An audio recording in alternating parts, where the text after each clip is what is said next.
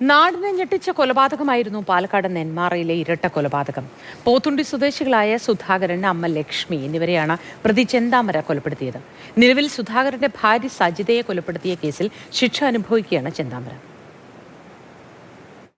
ജനുവരി 25, 2025 സമയം ഒരു 11 മണിയായി കാണും.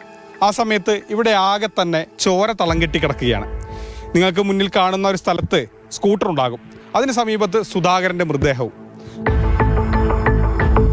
സജിത വധക്കേസിൽ ജാമ്യം നേടി പുറത്തിറങ്ങിയ ചെന്താമര വീണ്ടും 2 പേരെ കൊന്നു. സജിതയുടെ ഭർത്താവ് സുധാകരനെയും അമ്മ ലക്ഷ്മിയെയും. വീടിന്റെ മുന്നിലിട്ടാണ് അയാൾ ഇരുവരെയും വെട്ടി നുറുക്കി കൊലപ്പെടുത്തിയത്.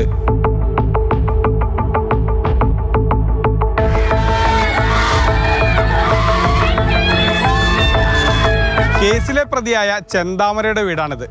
ഇതിപ്പോൾ കാട് മൂടിക്കിടക്കുകയാണ്. ആരും ഇവിടെ താമസമില്ല.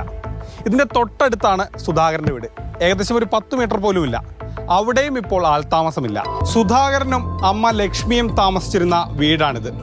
ഇവിടെ നിന്ന് പുറത്തേക്ക് ഇറങ്ങിയപ്പോഴാണ് അയൽവാസിയായ ചെന്താമര ആദ്യം സുധാകരനെയും പിന്നീട് അമ്മ ലക്ഷ്മിയെയും വെട്ടിക്കൊലപ്പെടുത്തിയത്. തൻ്റെ നാശത്തിന് കാരണം അയൽവാസികളാണെന്ന് ചെന്താമര വിശ്വസിച്ചു.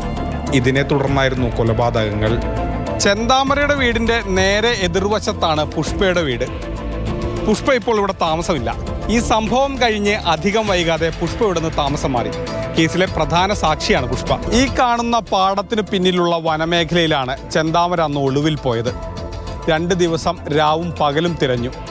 ഒടുവിൽ ഭക്ഷണം കഴിക്കാനായി തിരികെ വന്നപ്പോഴാണ് പോലീസ് അയാളെ പിടികൂടിയത്.